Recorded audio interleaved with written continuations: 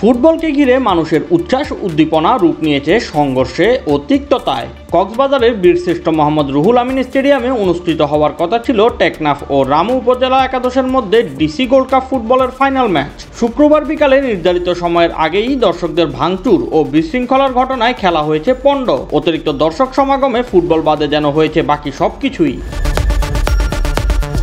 স্টেডিয়ামের ধারণ ক্ষমতা 5,000 হলেও আয়োজক কমিটি প্রায় 30,000 টিকিট বিক্রি করে। অভিযোগ উঠেছে 50 টাকার নির্ধারিত টিকিট 200 থেকে 1500 টাকায় বিক্রি করা হয়।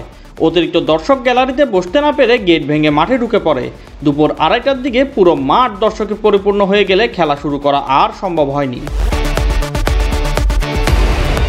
এক পর্যায়ে পরিস্থিতি নিয়ন্ত্রণে পুলিশ, র্যাব ও সেনাবাহিনীর সদস্যরা মাঠে নামে। তবে মাঠ ও গ্যালারি ছাড়াও বাইরে থেকে ভাঙচুর শুরু হয়। বিকেল 5:15টার দিকে আইন শৃঙ্খলা বাহিনী লাঠিচার্জ করে মাঠ খালি করলেও পরে আবারও গ্যালারিতে এবং মাঠে ও প্রেস বক্সে হামলা ও ভাঙচুর চালানো হয়। গোটা স্টেডিয়াম যেন রূপ নেয় এক ধ্বংসস্তূপে। ঘটনায় কক্সবাজার সদর উপজেলার নির্বাহী কর্মকর্তা নীলুফা ইয়াসমিন চৌধুরী সহ অন্তত 20 জন আহত হন। আহতদের মধ্যে 15 জনকে কক্সবাজার জেলা সদর হাসপাতালে চিকিৎসা দেওয়া হয়েছে বলে জানিয়েছেন জরুরি বিভাগের চিকিৎসক।